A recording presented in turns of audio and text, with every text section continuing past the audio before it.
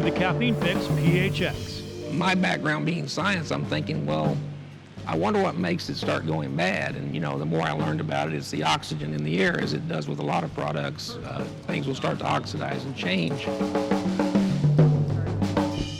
The heat is upon us, and nothing says refreshing like a cool, creamy frozen treat, especially if it has coffee in it.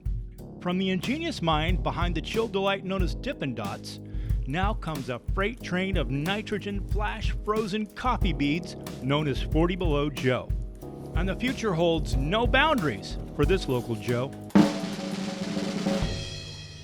Hi, my name is Kurt Jones. I am the inventor and founder of both Dippin Dots ice cream, and now I'm working with 40 Below Joe.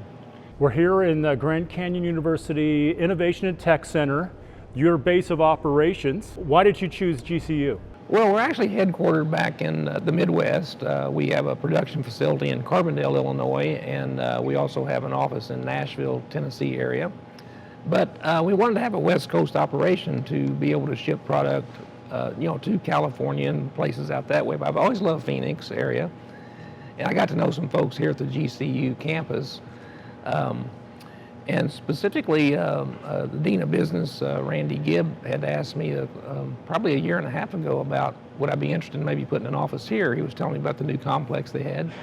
And I thought that was very intriguing to me. And I thought, well, that'd be kind of cool, because I work with students back in the Midwest for some of the things we do there. And I've always enjoyed working around younger folks. And I speak at some colleges and high schools and things from time to time. So it was a natural yes for me to give it a shot.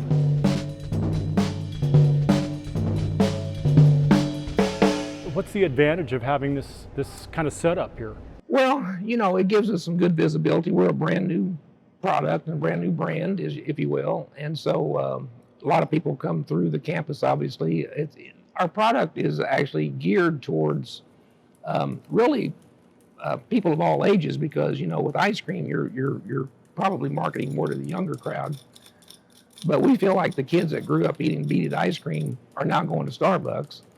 So we know that a lot of the college kids like to have their caffeine as well, to stay up late and study. So we thought universities would be a great place to start, really promoting our product. And most people are familiar with Dippin Dots. And what led you to this, a coffee product? Well, actually, probably close to 10 years ago, we were looking at putting some coffee in some Dippin Dot stores. And I started studying the coffee market a little bit. And if you talk to a barista at a coffee shop, they'll tell you, if you want to make a cappuccino or a latte, you want to make it out of fresh espresso. So you draw your shot of espresso and you start mixing and doing whatever product you're going to make. My background being science, I'm thinking, well, I wonder what makes it start going bad. And, the more I learned about it, it's the oxygen in the air, as it does with a lot of products. Things will start to oxidize and change. So I thought, well, not just anybody can take that product and freeze it 320 below zero immediately. So let me try that and see what happens. And sure enough, what I found is that you could bring that back to life 5 or 10 minutes later, and you couldn't tell any difference. The real key was, could you bring it back to life a week later? And we found that you could, and we found that you could do it a month later, a year later. So that told me that there was a whole other business here. We could potentially do all the hard work of getting the best beans and making these different types of products, and then the consumer could just pour some in a cup, add a little water, and microwave it. That was our initial thought of making liquid coffees. And then, of course, later on, as we were playing with it, we thought, well, why not add some little creamer beads with it and make it an edible product? And so that's kind of what we've been working on the last 2 or 3 years. Well, you've got a lot of different flavors here, too. Talk about that. Yeah, we have 6 flavors right now. We'll probably come out with a couple more this year. But we have the Pure House blend, which is just pure espresso. And believe it or not, at some fairs and festivals and things that we do, people will buy a full 8-ounce cup of that, and even with me trying to talk them out of it, they'll eat the whole cup. But most of our flavors are blends. So like French vanilla would be made from coconut milk. And we use a pure organic cane sugar as a sweetener. And we add a little bit of an all-natural vanilla flavoring for that. And then we mix it with the coffee beads. But we also have hazelnut. We have salted caramel. Which is great, by the way. Oh, good. And we also have some products made with almond milk. Our vanilla is made from almond milk, and our mocha is made from almond milk. And we have a couple seasonal flavors too. We have a pumpkin spice and we have a peppermint mocha. Are you staying away from dairy purposefully? We are, for this brand, we find that a lot of people are, and I don't have anything against dairy. I've sold ice cream for 30 years, Sure. you know.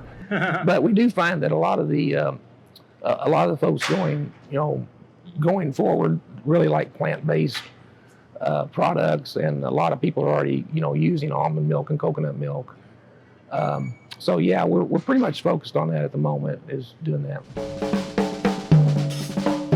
Since this is the West Coast base of operations, where do you go from here with it? Well, we're starting to put our product in some theme parks for some name recognition. So this year you'll see us in several theme parks around the country, and that will start helping to build our brand. Our ultimate goal too is to put these little freezers like you see in the background out in really any retail location that thinks they can sell coffee, because we're a grab and go item. You don't have to prepare anything. You just take the lid off and you start eating our product and you get your caffeine.